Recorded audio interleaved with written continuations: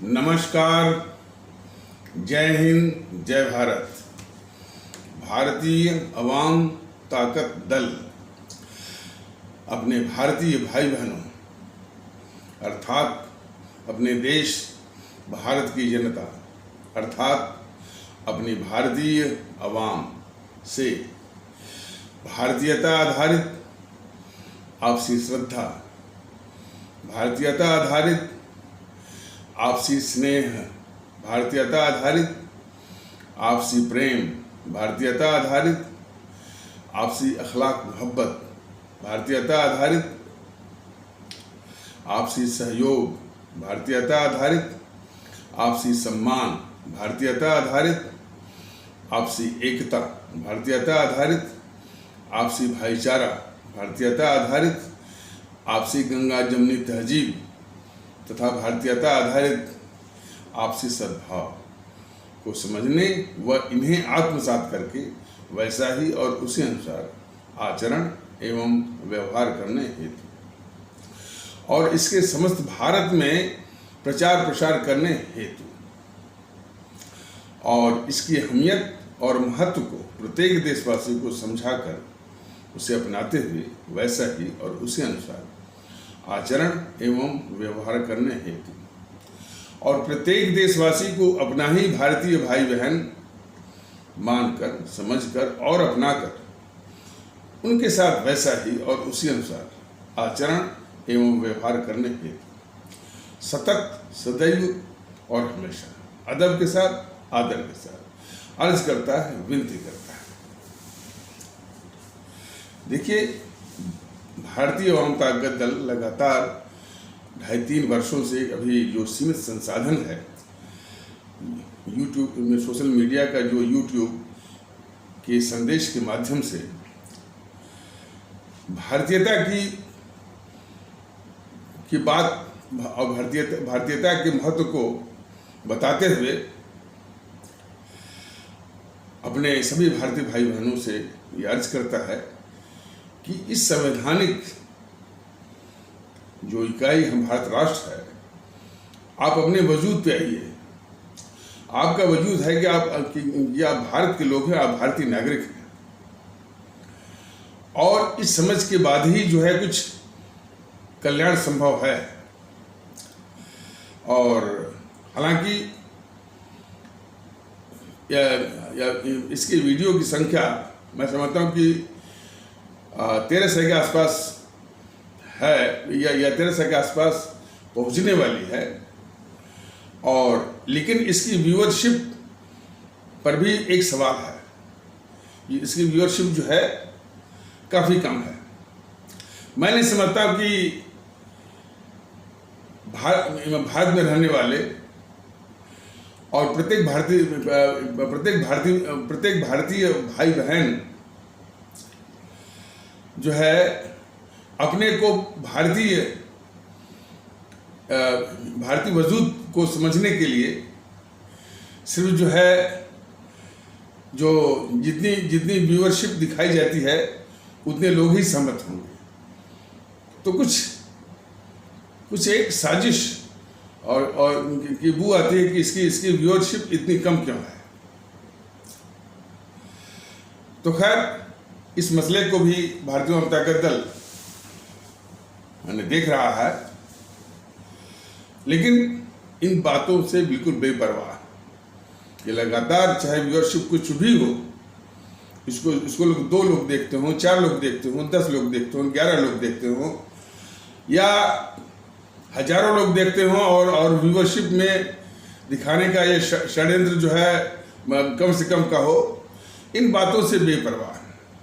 ये लगातार ये समझाने की कोशिश कर रहा है कि इस मुल्क की हिफाजत के लिए, भारतीय समाज की हिफाजत के लिए सभी भारतीय भाई बहनों को इस संवैधानिक जो देश है, भारत राष्ट्र संवैधानिक इकाई है, अपने असली और संवैधानिक वजूद पे आइए कि हम सभी भारतीय हैं और भारतीय हैं तो भारतीय के अलावा कुछ भी नहीं है।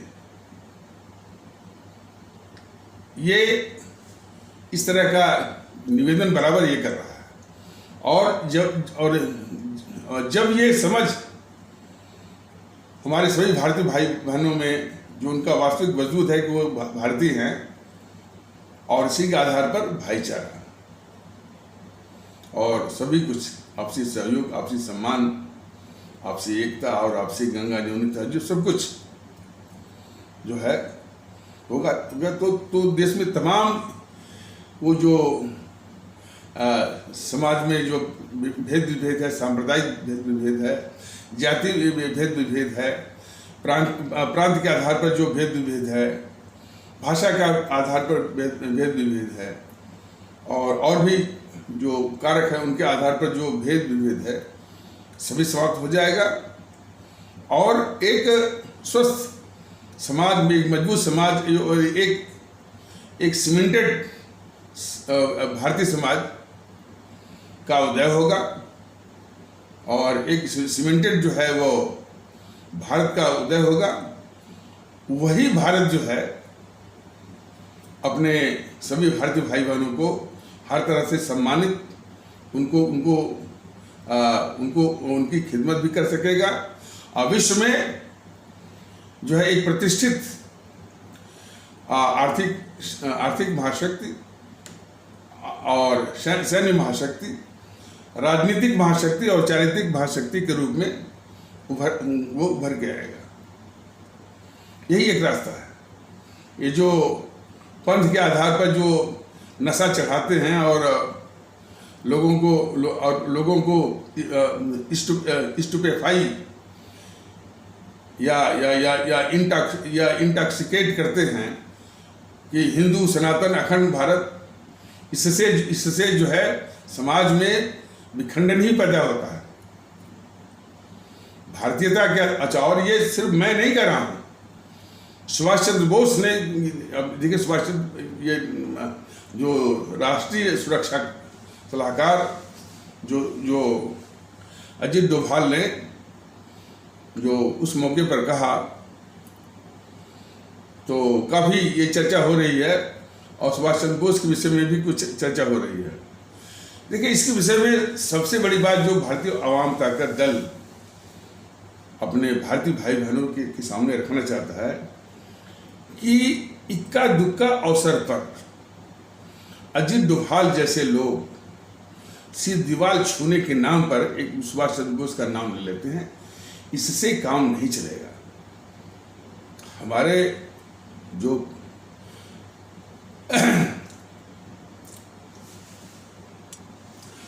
हमारे जो परम आदरणीय राष्ट्र महानायक, राष्ट्रभक्त शिरोमणि नेताजी सुभाष चंद्र बोस का वातावरण होने की आवश्यकता है। इक्का दुक्का होने की जरूरत नहीं है, ऐसे काम नहीं चलेगा।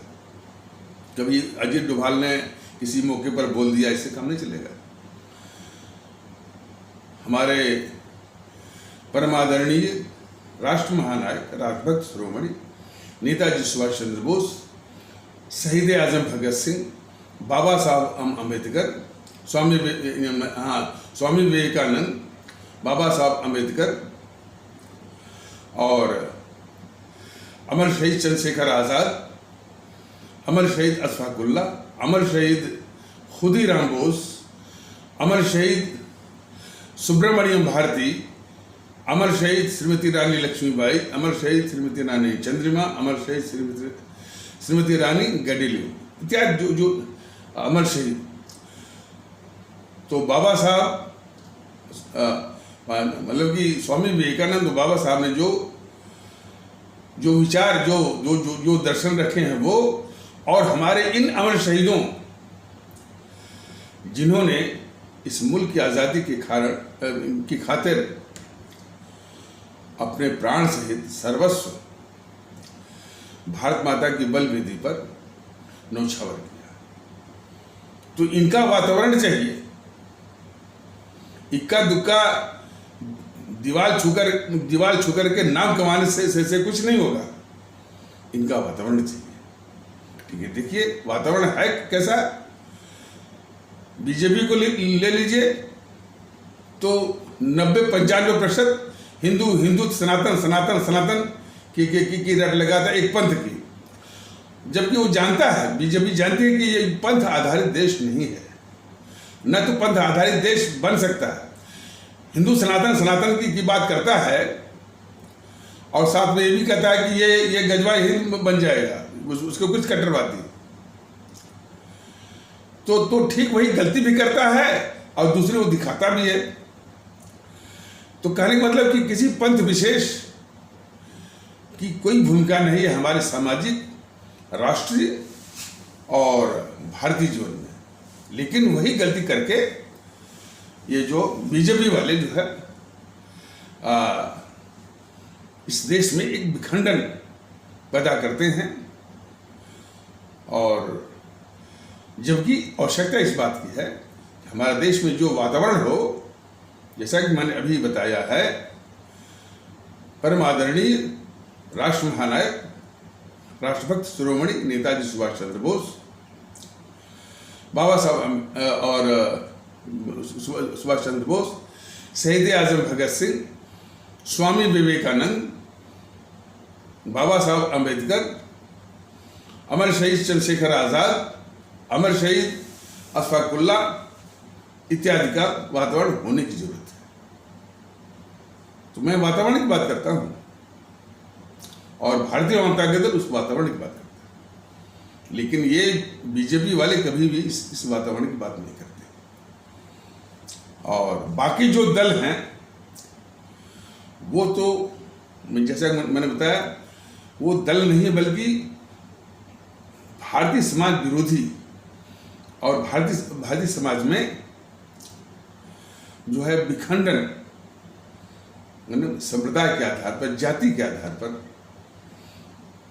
माने सांप्रदायिकता, जातिवाद, भाषावाद, प्रांतवाद, क्षेत्रवाद, समूहवाद, जो कि इस भारत राष्ट्र के लिए जहर है, उसी पर उनकी राजनीतिक यानी खेती चलती है, जहर पर है।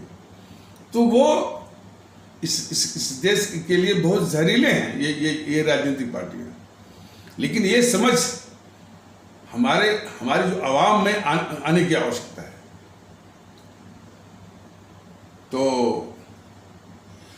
कुछ और भी घटनाओं को जरा देखिए और उन घटनाओं को बिल्कुल राष्ट्रीय परिप्रेक्ष्य और राष्ट्रीय परिप्रेक्ष्य में और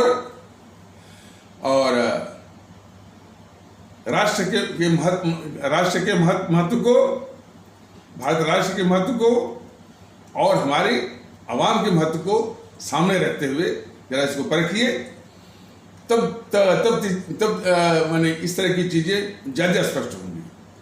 तो एक वाकया हम बता रहे हैं कि एक यूट्यूब पर कोई हर्ष कुमार करके हैं, यूट्यूब पर हर्ष कुमार, तो वो कह रहे थे कि 32 साल पुराना केस में मुख्तार अंसारी को न्यायालय के द्वारा उम्र कैद की सजा हुई, और जब सजा हुई तो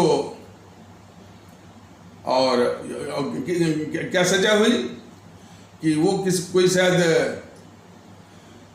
कृष्णानंद राय करके या कोई और आए थे, उनकी हत्या के संबंध में। हत्या के संबंध में तो फांसी होनी चाहिए,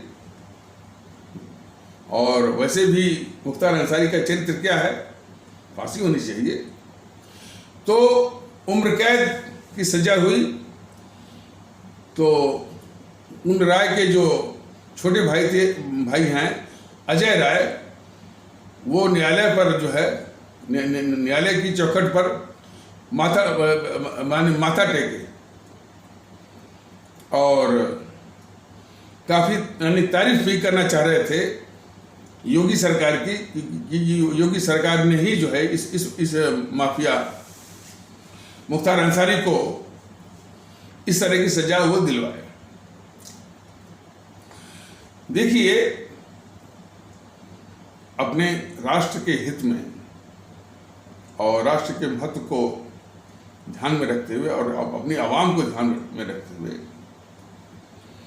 यदि मुख्तार अंसारी माफिया है और योगी जी अपने को कहते हैं कि हम एक माने आवाम के प्रति उनकी निष्ठा है, देश के प्रति उनकी निष्ठा है, तो 1 मिनट के लिए भी मुख्तार अंसारी को रहने का अधिकार नहीं है इस दुनिया में। उसको इनकाउंटर करके तुरंत जो है उसको लिक्विडेट करिए, ये जनता के हित में है। कानून उसको सपोर्ट करता है कि नहीं करता है, जनता के लिए जरूरी है। कुछ लोग कहेंगे साहब इससे अराजकता फैलेगी। आपका मन साफ हो, सारे माफियाओं को इनकाउंटर करिए, यानी कोई फर्क नहीं पड़ता। लेकिन मन आपका साफ नहीं है, योगी जी जैसे लोगों का मन साफ नहीं है। यदि माफियाओं का अंत करना है तो मुख्तार अंसारी को भी 1 मिनट के लिए इतनी न्यायिक प्रक्रिया की जरूरत ही नहीं है। उसको लिक्विडेट करिए, इनकाउंटर करवाइए, जैसे कि वह अतीक अहमद का किया। अतीक अहमद का भी बड़े तिकड़म के साथ कोई मैंने उसमें किसी और गैंग को बनाया गया और वो जो है किसी और गैंग को खड़ा किया गया और वो जाकर के अतीक अहमद को ख़त्म किया। ऐसे सीधे ख़त्म करिए और जो है और जिम्मेदारी लीजिए। और सरकार जितने भी ये माफिया गैंग वाले हैं सबको ख़त्म करने की जरूरत है। और उसी में अब ये जब ये विषय है तो मोदी तो योगी जी के बगल का जो रघुराज प्रताप है वो भी माफिया है। उसको आप क्यों छोड़ रहे हैं? माफिया का समाप्त करना एक बहुत बड़ा कार्य है, एक बहुत बड़ा वो राष्ट्रीय कार्य है। इसमें भी जातिवाद का सहारा ले रहे हैं योगी जी। जब जितने भी माफिया हो, चाहे जेल में हो चाहे जेल के बाहर हो, उनका तुरंत इनकाउंटर होना चाहिए। देश मैंने खास करके उत्तर प्रदेश में हमारी आवाम की सुख शांति के लिए। लेकिन उससे भी बड़ी बात जो मैं कह रहा हूँ, जो बताना जरूरी है कि इन माफियाओं को जो पालने वाली जो पार्टी है अखिलेश और समाजवादी पार्टी, उनको भी नहीं बख्शना चाहिए। चाहे वो कुछ भी हो, जनता से बड़े नहीं है। इन्हीं के कारण जो है मुख्तार अंसारी को पालने वाले यही लोग हैं, अखिलेश जैसे लोग। तो उस पर जो है इन लोगों का कदम जो है रुक जाता है। यदि जनता के प्रति सच्ची निष्ठा हो तो अखिलेश और भी जो समाजवादी पार्टी के लोग हैं जो कि इस तरह के मुख्तार अंसारी जैसे लोगों को पालते हैं, और पूरा माफिया राज जब उनका शासन आता तो माफिया राज ही वो चलवाते हैं, इनको भी जनता के हित में, देश के हित में लिक्विडेट करने की आवश्यकता है। ये जरा भी हिचक नहीं कि अखिलेश यादव इस देश से बड़े हैं और जनता से बड़े हैं। जब तक ये भाव नहीं आएगा कोई समाधान जो आ नहीं सकता।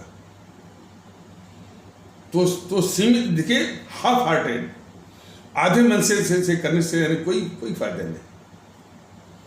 और इससे भी बड़ी बात, ये जो राहुल वगैरह हैं, राहुल और सोनिया का जो गैंग है, ये मुख्तार अंसारी के गैंग से 1000 गुना खतरनाक गैंग है। इस पर योगी महोदय की, मोदी महोदय की और बीजेपी वालों की घी बंद हो जाती है।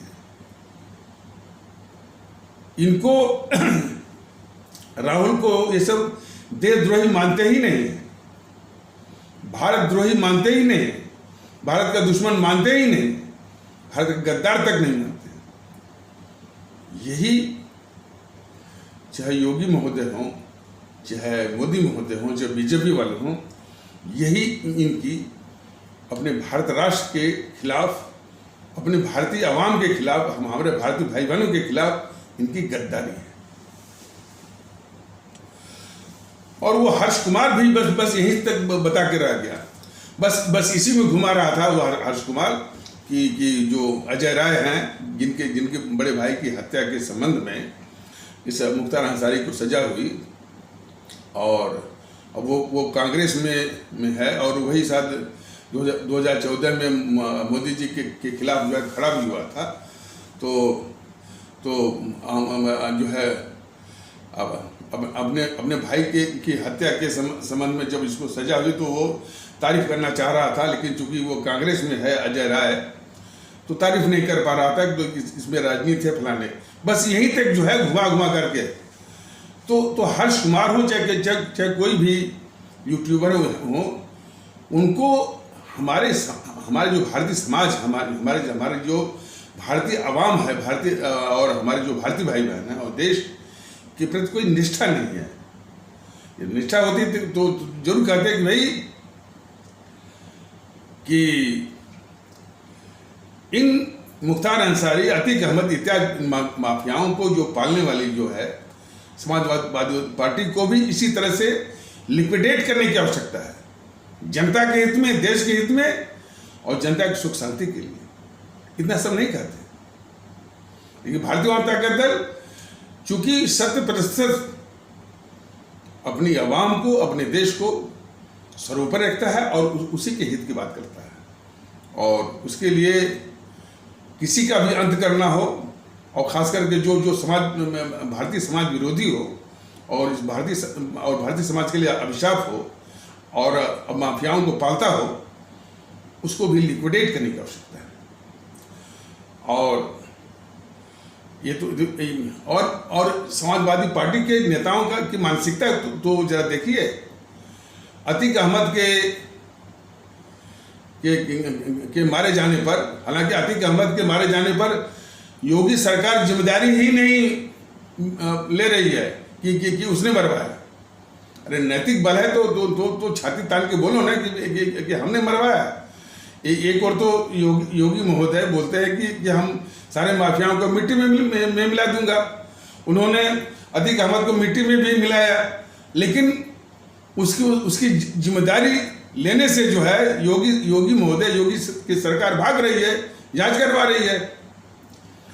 तो यही दोहरा चरित्र, दोगलापन और डबल स्टैंडर्ड्स, और मतलब कि जो सिद्धांत हैं, जो वसूल हैं, जिनके प्रति जो है इनकी एलिजेंस और भक्ति होनी चाहिए, उसके प्रति भी एक धोखा है।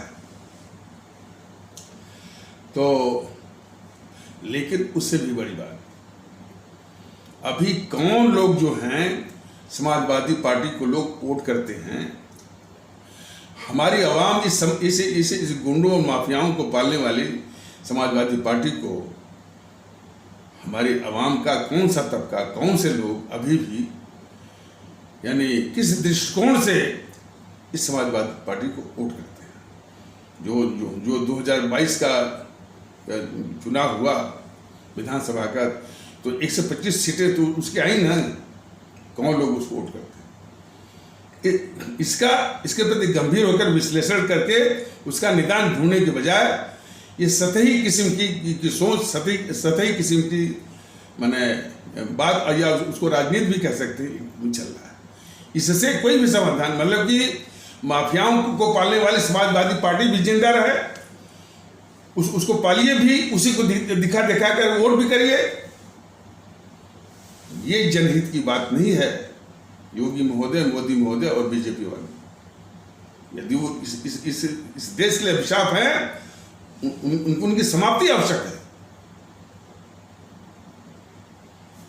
तो ये होती है जनभक्ति, ये होती है राष्ट्रभक्ति, और ये होता है राष्ट्रवाद, और ये होता है देशभक्ति। और भारतीय जनता दल इसमें स्पष्ट है कि यदि इसका विश्लेषण किया जाए, उसके पीछे पड़ा जाए कि भाई अभी भी इस समाजवादी पार्टी को कौन लोग वोट करते हैं, तो इसमें पता चलेगा, इसमें सिर्फ जातिवाद एक काम आता है, और इस्लाम आस्था वाले भारतीय भाई बहनों का एक बहुत बड़ा तबका जो है वो भी समाजवादी पार्टी को वोट करता है। तो उनके बीच जाने की आवश्यकता है, उनको समझाने की आवश्यकता है। लेकिन ये बीजेपी वाले कभी भी ना तो हमारे यादव कहे जाने वाले भारतीय भाई बहनों के बीच में जाते हैं, मैं सत्य कह रहा हूं, और ना तो कभी हमारे इस्लाम आस्था वाले भारतीय भाई बहनों के बीच में जाते हैं ये समझाने के लिए। अरे हमारे पास तो सीमित वो संसाधन है। मैं तब भी कट्टर से कट्टर समर्थक समाजवादी पार्टी के लोगों के से और इस्लाम आस्था वाले भारतीय भाई बहनों के बीच में तो मैं जाता हूँ, लेकिन साधन एक बाधक है। लेकिन उसके लिए भी एक प्रयास चल रहा है, एक स्वस्थ तरीके से उसका एक प्रयास चल रहा है। तो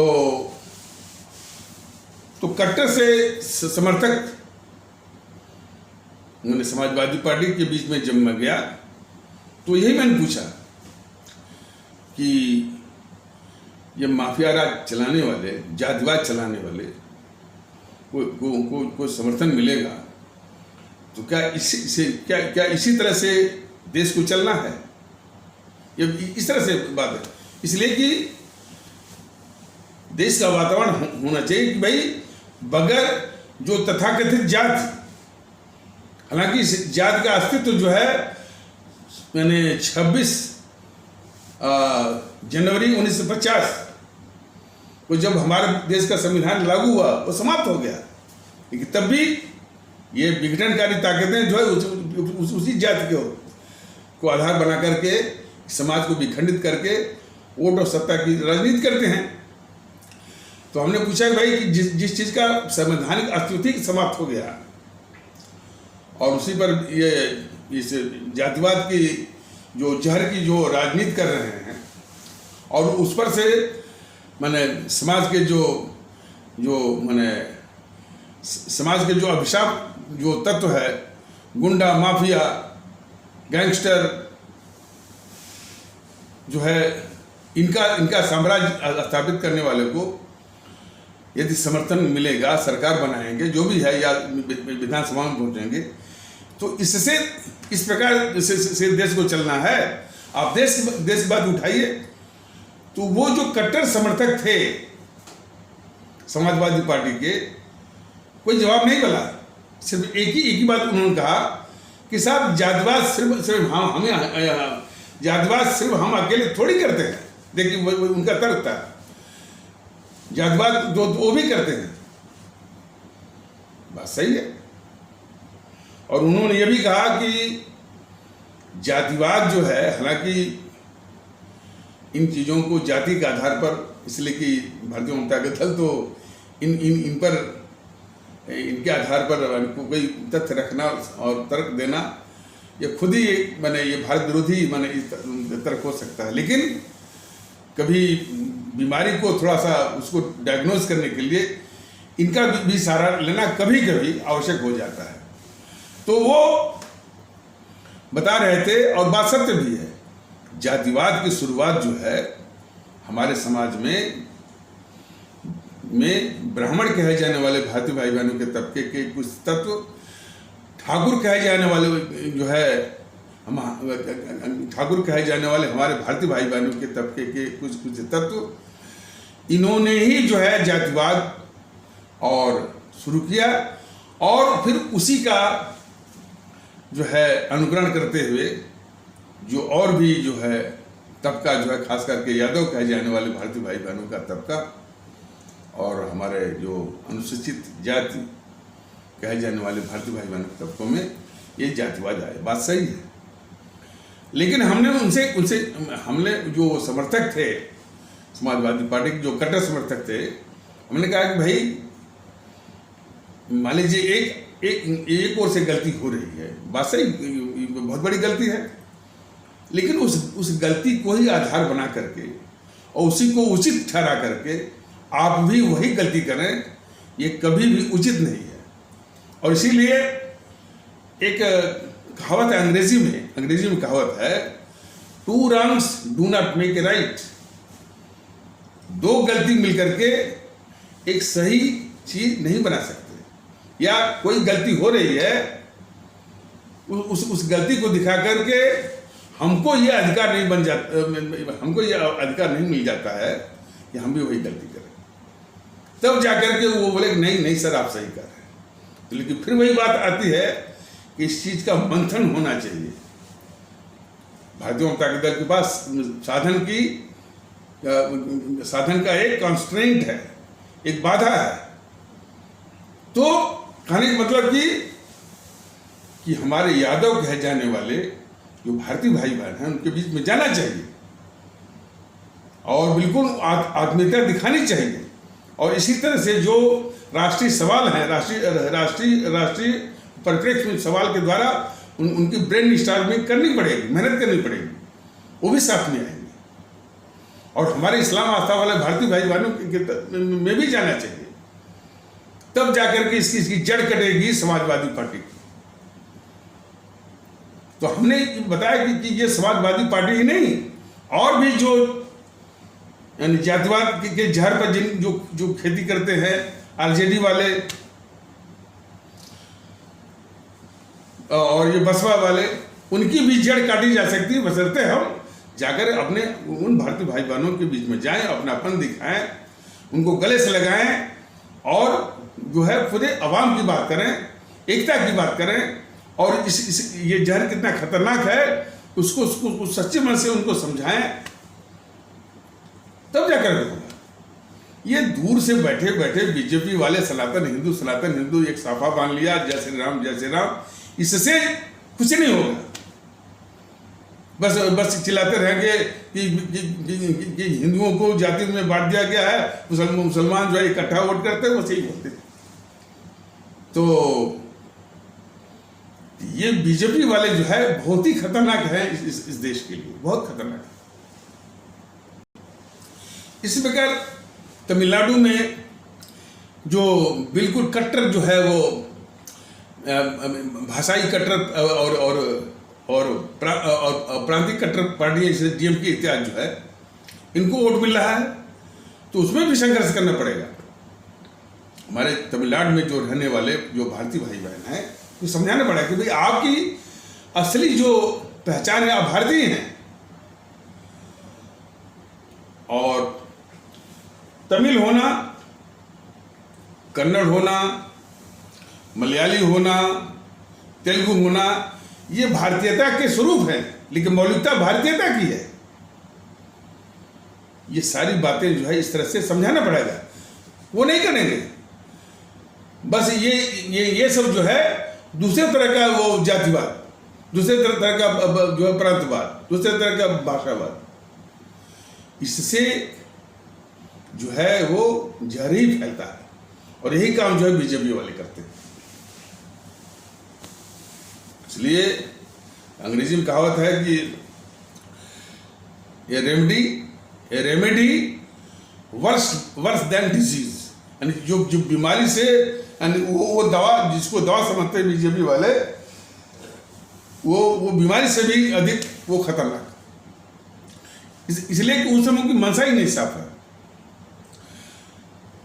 तो अब इस संबंध में खैर सुभाष चंद्र बोस की बात जब आती है, तो जो चर्चाएं कुछ यूट्यूब पर मिलती हैं, वो कहते हैं कि भाई सुभाष चंद्र बोस तो बराबर जो है बराबर बताते हैं कि हम सिर्फ भारतीय हैं, हमको किसी पंथ से जो बोलते थे ना कि भाई टू नेशन थियरी, मुसलमान हिंदू के साथ नहीं रह सकते, इस आधार पर जो है वो देश बढ़ गया, जिन लोगों ने तर्क दिया, और फिर हिंदू मुसलमान साथ में ही हैं भारत में। तो इस तरह का जो है कुतर्क जो है, ये जो देश के दुश्मन कांग्रेस वाले ही कांग्रेस वाले ही दे सकते हैं कि वो जिन्ना ऐसा कह रहा था। तो इन कांग्रेस वालों को, कम्युनिस्ट वालों को और ठीक से पहचानिए कि ये जिन्होंने देश को बांटा और हमारे 25 से 30 लाख लोगों का खून पिया, फिर भी उनको वोट मिला है और 60 साल तक इनको लोगों ने वोट किया, सत्ता में बिठाया। ये दुख की बात है। और आज भी उनको वोट मिल रहा है, सरकारें बन रही कर्नाटक और हिमाचल में, ये चिंता का विषय है। और इसीलिए हमारे भारतीय भाई बहनों के बीच में जाने की आवश्यकता है कि उनको भाई आपको इस देशद्रोही, देश की दुश्मन कांग्रेस पार्टी को वोट करने की क्या व्यवस्था है, क्या कारण है। और उसी प्रकार केरल में भी, केरल के लोग या तो इस यानी देश की जो गद्दार कांग्रेस को वोट करते हैं, या देश की गद्दार वो कम्युनिस्टों को करते हैं। तो इस तरह की चिंता नहीं, बस केरल स्टोरी। देखिए, अरे तुमको स्टोरी बनानी है तो इस नेहरू परिवार ने क्या क्या गद्दारी किया है, भारत विभाजन में कैसे देश को बांटा है, बनाओ ना फिल्म। इस पर है हिम्मत? इस पर नहीं बनाएंगे, क्योंकि नेहरू मैंने जो गांधी नेहरू परिवार, चांडाल चौकड़ी कॉकस या कांग्रेस को इन्हें बचाना है, इनके सारे पापों को धुलना है और इन्हीं को दिखा करके वोट सत्ता हथियानी है। ये साजिश है बीजेपी वालों। तो वो कब जो है इस तरह की फिल्म बनवाएंगे कि ये कि कितने पाप किए हैं जो है इन समूहों ने, इन कांग्रेसियों ने, नेहरू ने, गांधी ने। इस पर वो फिल्म बनाओ ना कि नेहरू, इस गांधी ने कितनी गद्दारियां की हैं इस देश के खिलाफ। इस तरह की यानी फिल्म आने की आवश्यकता है। सिर्फ केरला स्टोरी और फलाने ठिकाने से काम नहीं चलने वाला। फिल्म बनानी है तो ये गांधी ने क्या क्या गद्दारी की है इस देश के साथ, और जो नेहरू ने क्या क्या गद्दारी की है, फिल्म बनाओ इस पर।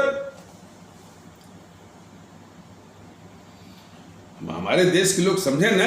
और जब तक इस तरह का वातावरण नहीं आएगा, भारत हमेशा एक बारूद के ढेर पर हमेशा वो रहेगा। और कभी भी ये सब जो है मैंने हमेशा ये डर रहता है कि कब ने ये सब जो है समाज में विखंडन, समाज में उत्पात, समाज और भारतीय समाज को अस्थिर करना। तमाम इस तरह से बताते हैं कि अंतर्राष्ट्रीय ताकतें जो है भारत को अस्थिर करना चाहती हैं। अरे अंतर्राष्ट्रीय ताकतें तो तब न करेंगी, वो तो बाद में, लेकिन देश के अंदर ही जो ये ताकतें हैं बराबर भारत को अस्थिर करना चाहती हैं। और जो भारत को अस्थिर करना चाहती है उन्हीं को हमारी आवाम जो है वो वोट कर रही है, सत्ता में भेज रही है। ये प्रश्न है।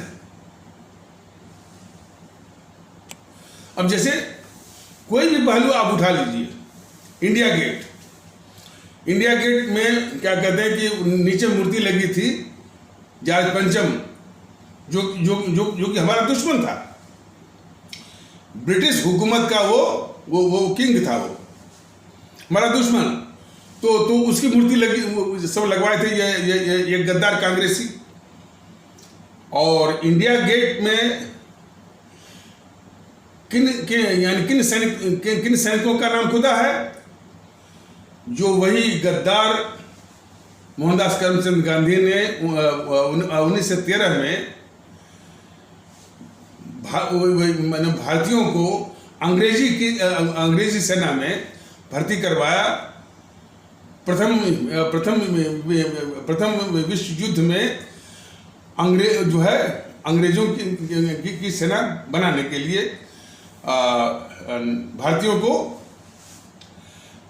भारतीय नौजवानों को उसमें शामिल करने के लिए। तो उसमें से जो शहीद हो गए उनका नाम इसे इंडिया गेट पर खुदा हुआ है। मतलब कि जो यानी हमारे दुश्मन अंग्रेजों के लिए जो लड़े और जो शहीद हो गए उनका नाम खुदा हुआ है। यानी जो गद्दारी मोहनदास करमचंद गांधी ने की थी 1913 में भारतीयों को दुश्मन अंग्रेजों की सेना में भर्ती करा करके, उसी का जीता जागता नमूना है इंडिया गेट। ये सभी भारतीय भाई बहनों को जानना चाहिए। लेकिन आजाद हिंद फौज जिसके विषय में तथ्य अब सामने आ रहा है, जिसको ये दबा के रखे थे, आज़ाद हिंद फौज के ही कारण देश को आज़ादी मिली और अंग्रेज भागने को मजबूर हुए, जो है वो 1945 से लेकर के 47 तक भागने को मजबूर हुए।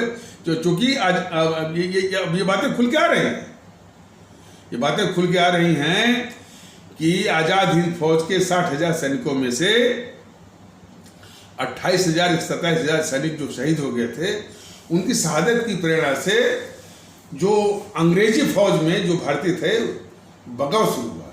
उसी बगाव से डर गए अंग्रेज और वो जो है वो देश छोड़ने को मजबूर हुए। तो देश को आज़ादी जो है आज़ाद हिंद फौज या हमारे परम आदरणीय राष्ट्र महानायक राष्ट्रभक्त शिरोमणि नेताजी सुभाष चंद्र बोस की बदौलत मिला है। इन देशद्रोही कांग्रेसियों के बदौलत नहीं, यानी इन ब्रिटिश सरकार के जो मुखबिर थे, जो दलाल थे, जो चमचे थे, वो चमचे कांग्रेसियों की बदौलत नहीं मिला है। ये चीज़ बताने की आवश्यकता है।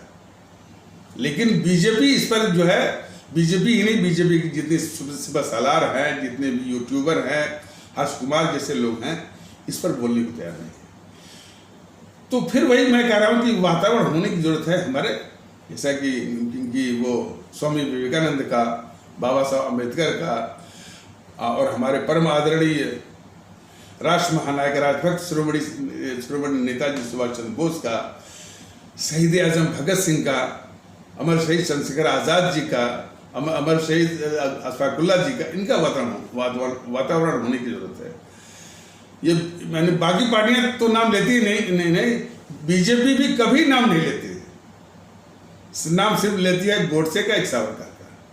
और गोडसे सावरकर का भी नाम लेने में इसकी एक बहुत बड़ी साजिश है बीजेपी वालों की, कि इसी नाम को लेते हुए सावरकर को कंट्रोवर्सी में डाल करके और गोडसे को वो गांधी का हत्यारा बता करके वो अपना एक नैतिक मंच जो है बीजेपी से ऊंचा कर लेती है, ये इस देश की गद्दार कांग्रेस।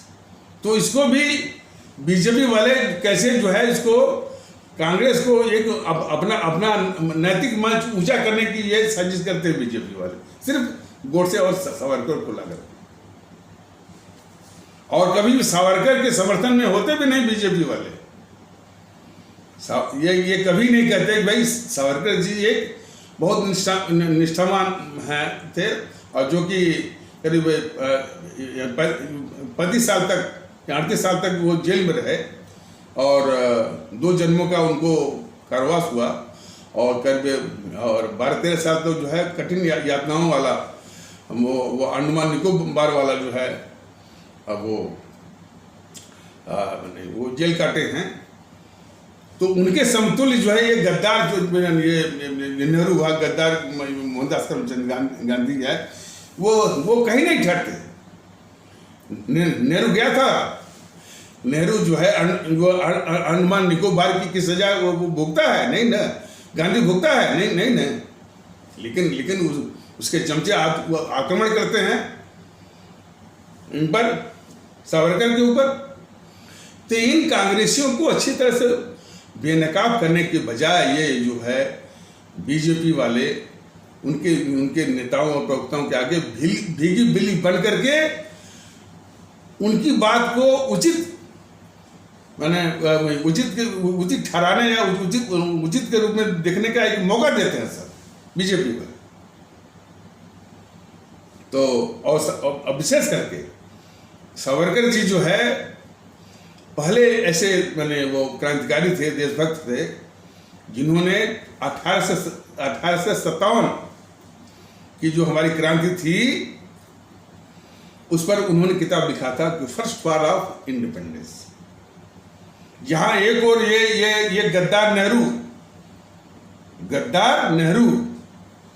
1857 की हमारी जो आज़ादी की क्रांति है उसको ये गद्दार नेहरू कहता है ये सिपाही म्यूटिनी थी, माने ये जो है वो सेना का विद्रोह था, आज़ादी की क्रांति नहीं थी। कौन बोल रहा है? गद्दार जवाहरलाल नेहरू बोल रहा है। और हमारे सावरकर जी क्या बोले थे कि ये फर्स्ट वार ऑफ इंडिपेंडेंस है। तो नेहरू की गद्दारियों के विषय में जन जन तक पहुंचाना चाहिए, तब जाकर के जनता जो है न कांग्रेस को वोट देगी, नेहरू के नाम पर थूकेगी, गांधी के नाम पर थूकेगी, और कम से कम हमारे सुभाष चंद्र बोस को सम्मान मिलेगा, हमारे स्वामी विवेकानंद को सम्मान मिलेगा, बाबा साहब अम्बेडकर को सम्मान मिलेगा, भगत सिंह को सम्मान मिलेगा। तो इस तरह के वातावरण की आवश्यकता है। तो मोदी महोदय जो जाकर के ये तमाम डील फिल कर रहे हैं, वो उस डील से ज्यादा जरूरी है। देश को मजबूत करिए, देश मजबूत रहेगा तो सब दौड़ के आएंगे, अमेरिका भी आएगा, रूस भी आएगा, सब लोग आएंगे। लेकिन देश अंदर से बहुत ही कमजोर है, और बीजेपी वाले बराबर इस देश को अंदर से कमजोर कर रहे हैं और देश विरोधी ताकतों को पाल रहे हैं सिर्फ वोट के लिए। ये मोदी महोदय इन कांग्रेसियों के सामने बस सिर्फ पटेल को रख करके बहुत तमगा लूटते हैं, और पटेल को स्टैच्यू ऑफ यूनिटी बनवाया। पटेल जी का जो राष्ट्रीय चरित्र है वो सराहनीय है, ऐसी बात नहीं है, लेकिन एक डाउट ये क्रिएट करता है कि उन्होंने सुभाष चंद्र बोस जी का साथ क्यों नहीं दिया। बहुत बड़ा, उन्होंने सुभाष चंद्र बोस जी का साथ पटेल जी ने क्यों नहीं दिया। जब भी साथ देने के तब ये हमेशा चिपके रहे इस गद्दार नेहरू के साथ, गद्दार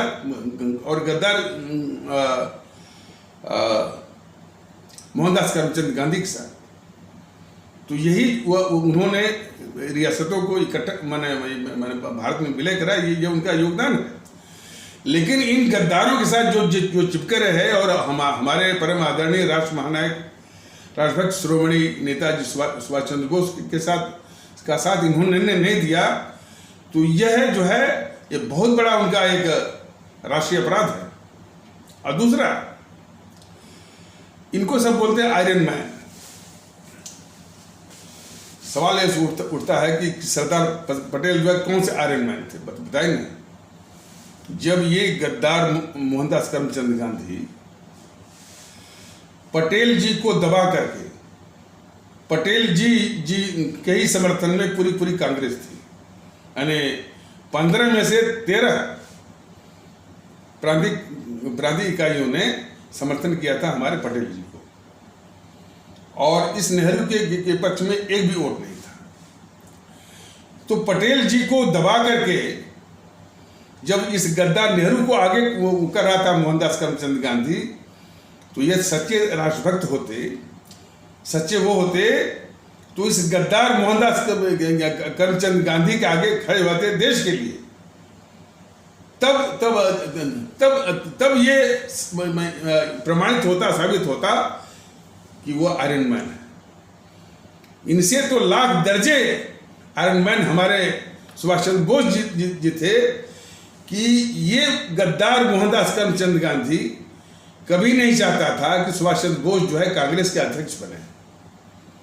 1938 में वो हरिपुरा जो कि गुजरात में पड़ता है, तो उस अधिवेशन में सर्वसम्मत से बन गए थे कांग्रेस के अध्यक्ष, और कांग्रेस को सिखा रहे थे कि भाई भीख मांगने से ये आज़ादी नहीं मिलती है, संघर्ष करना पड़ता है, आज़ादी हमको लड़ करके लेना पड़ेगा।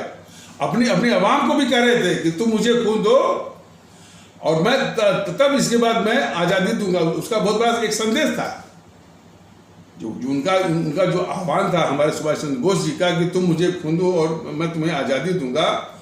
ये बहुत बड़ा संदेश है भाई, आप हमारे देश के अवाम जो है कुर्बानी के लिए, त्याग के लिए, बलिदान के लिए पहले वो मानसिक रूप से तैयार हो, तभी जाकर के वो आज़ादी पाने की हकदार बन सकती है। अब देखिए इसमें आज़ादी मैंने आज़ादी की कीमत करने वाले कितने लोग हैं। बात पर जो है वो इस देश को जला रहे हैं, देखिए ना, वो भी पांथिक वाली बात पर जला देंगे पूरा। तो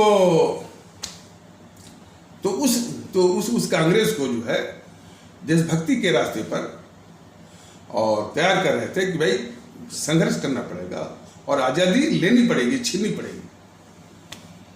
तो इससे जो है बहुत तकलीफ हो रही थी इसे गद्दार मोहनदास करमचंद गांधी को। तो जब दूसरी बार 1939 में वो त्रिपुरी पड़ता है शायद ये जबलपुर के पास मध्य प्रदेश में, तो जब हुआ तब ये गद्दार मोहनदास करमचंद गांधी के सिवा सालार जो है पहले से ही हल्ला करना शुरू कर दिया कि भाई इस बार जो है सर्वसम्मति वाला नहीं चलेगा, इस बार जो है वो कंटेस्ट होगा, प्रतिस्पर्धा होगी, चुनाव होगा कांग्रेस अध्यक्ष का। गांधी नहीं चाहता था कि सुभाष चंद्र बोस इस बार भी कांग्रेस अध्यक्ष बने, लेकिन सुभाष चंद्र बोस ने बिल्कुल मैदान में डटे रहे गांधी के विरुद्ध। ये होता है आयरन मैन, गांधी की इच्छाओं के विरुद्ध वो बिल्कुल खड़े हुए। और गांधी ने क्या क्या षड्यंत्र नहीं किया हमारे सुभाष चंद्र बोस जी को हराने के लिए। ये गद्दार मोहनदास करमचंद गांधी घूम घूम कर प्रचार किया। और गांधी और गांधी के जो सिवा सालार थे उसके जो चंगू मंगू थे, उन्होंने एक कैंडिडेट खड़ा किया सीता भीरमैया पट्टा भीरमैया को। और ये गांधी जो है हमारे परम आदरणीय राष्ट्र महानायक राष्ट्रभक्त शिरोमणि नेताजी सुभाष चंद्र बोस को उस कंटेस्ट में उस चुनाव में हराने के लिए क्या क्या नहीं किया, यहाँ तक कि अपनी राजनीतिक प्रतिष्ठा को भी दांव पर लगा दिया इस गद्दार मोहनदास करमचंद गांधी ने, और कहा कि सीता भीरमैया पट्टा भीरमैया की हार मेरी व्यक्तिगत हार है। तब भी हमारे परम आदरणीय राष्ट्र महानायक राष्ट्रभक्त शिरोमणि नेताजी सुभाष चंद्र बोस ने उसको सीता भीरमैया गांधी और उसके सिवा सालारों के उम्मीदवार सीता भीरमैया पट्टा भीरमैया को हराया और इस गद्दार मोहनदास चंद गांधी की और उसकी साजिश को जबरदस्त शिकस्त दिया। ये होता है आयरन मैन। सरदार पटेल का वो व्यवहार कभी भी आयरन मैन का नहीं है, लेकिन तब भी ये मोदी महोदय पटेल को ही आगे करेंगे। और जो है हमारे परम आदरणीय राष्ट्र महानायक राष्ट्रभक्त शिरोमणि नेताजी सुभाष चंद्र बोस का बिल्कुल दिखावटी एक सुपरफिशियल वो उनको करके जो है वो लगभग अपमान ही है, वो अपमान है। तो इस तरह के ये नकली किस्म के ये राष्ट्रवादी हैं सब मोदी महोदय बीजेपी वाले। देखिए हमारे सुभाष चंद्र बोस को किस तरह से अपमानित किया। सरदार पटेल के लिए तो स्टैच्यू ऑफ यूनिटी विश्व में सबसे ऊंची बना दिया, और हमारे सुभाष चंद्र बोस की मुश्किल से 7-8 फीट की या 8-9 फीट की मूर्ति जो है वो जो है इंडिया गेट जो मोहनदास करमचंद गांधी की 1913 वाली गद्दारी का नमूना है। इंडिया गेट में जो नाम खुदा है वो मोहनदास करमचंद गांधी की 1913 वाली जो गद्दारी किया था इस देश के खिलाफ, उसी का नमूना है इंडिया गेट। और वो उसके नीचे जो है जॉर्ज पंचम की मूर्ति थी, उसी जॉर्ज पंचम की मूर्ति के स्थान पर ही ये मोदी महोदय ने सुभाष चंद्र बोस की मूर्ति लगवाई। कितना बड़ा अपमान। तो इस तरह से दिखावा ये करते हैं नकली राष्ट्रवादी जो है वो मोदी जैसे लोग। और हमारे और इनका जो है अब चूँकि फिर एपिसोड थोड़ा सा लंबा होने का खतरा है, तो अभी बताना शेष रह गया, अगले एपिसोड में बताएंगे कि ये किस प्रकार ये मोदी महोदय जो बोलते हैं ऊंचे मंच से बोलते हैं कि सबका साथ, सबका विश्वास और सबका विकास और सबका 4 चीज़ें हैं, सबका साथ, सबका विकास, सबका प्रयास, सबका विश्वास। तो सबका साथ सबका विश्वास कैसे हो सकता है जबकि मोदी महोदय कोई ऐसा मौका नहीं छोड़ते कि जो हमारे इस्लाम आस्था वाले भारतीय भाई बहनों के प्रति दुर्भावना से ग्रसित मनोवृत्ति से वो काम करते हैं। तो ये बताना थोड़ा जरूरी था। और ख़ास करके जब ये गुजरात के मुख्यमंत्री थे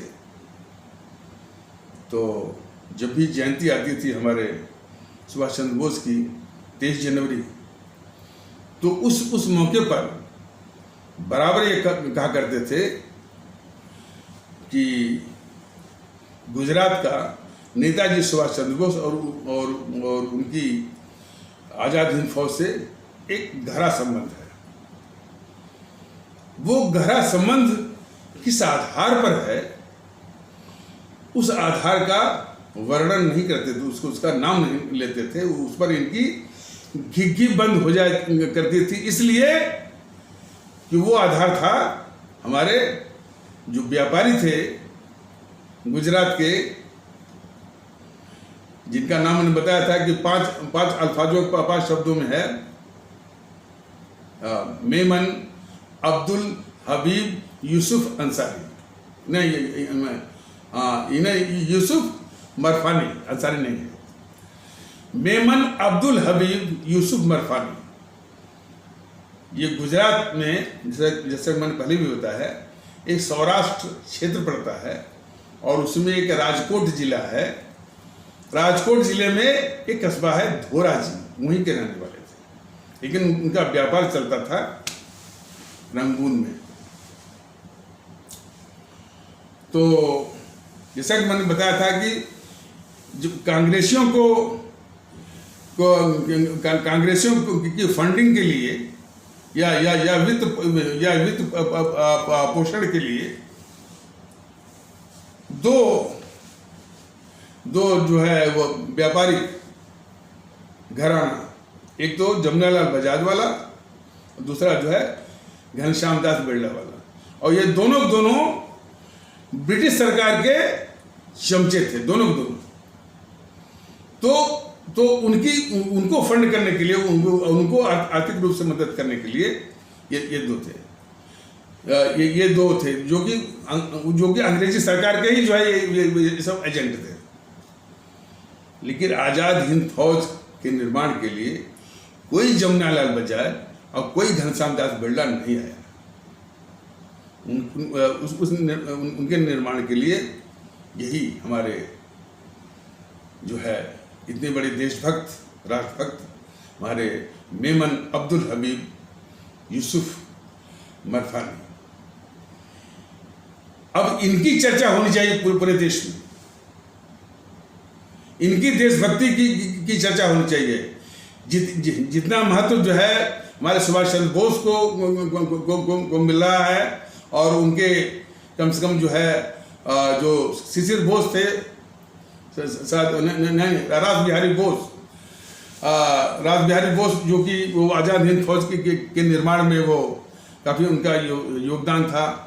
और जो आज़ाद हिंद फौज के जो सेना उपाध्यक्ष थे हमारे सहगल साहब और जो है शाहनवाज साहब, ढिल्लन साहब, उनसे भी तो उसी समतुल्य, और जो पहला जो तिरंगा झंडा जिसने फहराया था शौकत मलिक साहब, उनके समतुल्य।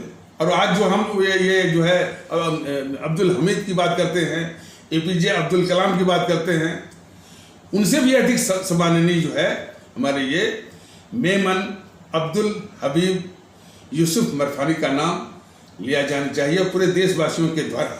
लेकिन कब होता? जबकि इस तरह का वातावरण होता है। तो मरफानी जी ने ऐसा, ये जितने भी मैंने व्यापारी के या औद्योगिक घराने होते हैं जो कि राजनीतिक पार्टियों को वित्तीय सहायता करते हैं या योगदान करते हैं, तो ये अपने व्यापार का जो लाभांश होता है या डिविडेंड होता है उसका एक छोटा सा अंश ये करते हैं। मरफानी जी ने पूरे व्यापार को ही बेच करके, पूरा समाप्त करके वो योगदान किया था। जरा जरा फर्क देखिए। तो और उन्होंने 1941 में जो आज़ाद हिंद फौज के निर्माण में 1 करोड़ रुपया, जो कि इस समय 10,000 करोड़ के भी से भी अधिक को माने समतुल्य होगा, वो दिया था। और जब उन्होंने अपने पूरे व्यापार को ख़त्म करके 1 करोड़ रुपया दिया और उनके सुभाष चंद्र बोस जी के चरणों में रख दिया, तो सुभाष चंद्र बोस जी ने मरफानी जी से पूछा कि मरफानी जी आप ये क्या कर रहे हैं, अपने व्यापार को ही आपने समाप्त कर दिया, और आपका मैंने व्यापार को भी तो देखना है, परिवार को देखना है। मरफानी जी का जो जवाब था वो पूरे देश के लोगों को जानना जरूरी है, और ये सिर्फ भारतीय आवाम ताकत दल ही कह रहा है। मरफानी जी का वो जवाब पूरे देश में यही कह कि इस तरह के वातावरण की आवश्यकता है। मरफानी जी ने जो जवाब दिया वह हमारे आपके दिलों में यानी उच्च कोटि का देशभक्ति का भाव भरता है। उन्होंने कहा कि नेताजी अब हमको इस व्यापार की क्या जरूरत है, हम भी आपकी इस सेना में एक सैनिक के रूप में आ जाते हैं। भर्ती हो गए मरफानी जी। और इसीलिए जो इस समय सेना का जो सर्वोच्च सम्मान होता है ना, परम वीर चक्र, तो उसी प्रकार आजाद हिंद फौज का सबसे बड़ा जो सैनिक सम्मान था सेवक-ए-हिंद। तो पहला सेवक-ए-हिंद जो है हमारे सुभाष चंद्र बोस जी ने मरफानी जी को दिया था। लेकिन उस मरफानी का नाम ये मोदी नहीं लिया,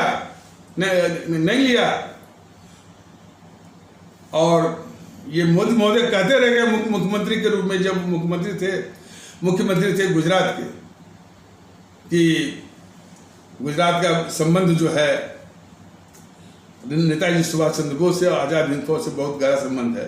किस आधार पर संबंध है? क्योंकि उसमें मरफानी जी का नाम है, क्योंकि इस्लाम आस्था वाले भारतीय भाई बहनों की तबके से आते हैं, उसको ये मोदी जी निकल जाते हैं। तो हमारे इस्लाम आस्था वाले भारतीय भाई बहनों के विरुद्ध जो उनकी मानसिकता है, जो दुर्भावना है, ये उसका सीधा जीता जागता प्रमाण है। और ये बात सिर्फ मैं नहीं कह रहा हूँ, गूगल वाले भी कहते हैं। गूगल में आप सर्च करिए, मोदी जी जानबूझ करके ऐसा करते हैं। और वो शख्स जो है ऊंचे मन से कहता है कि सबका साथ सबका विश्वास, इसको और विस्तार से बताएंगे, वो बताने की जरूरत है। इस तरह के वातावरण की आवश्यकता है। मरफानी जी की देशभक्ति की चर्चा पूरे देश में हो, इसकी आवश्यकता है। तो खैर इन्हीं आवश्यक शब्दों के साथ इस आवश्यक परिचर्चा को इन पर विराम दिया जाता है। तब तक के लिए नमस्कार, जय हिंद, जय भारत।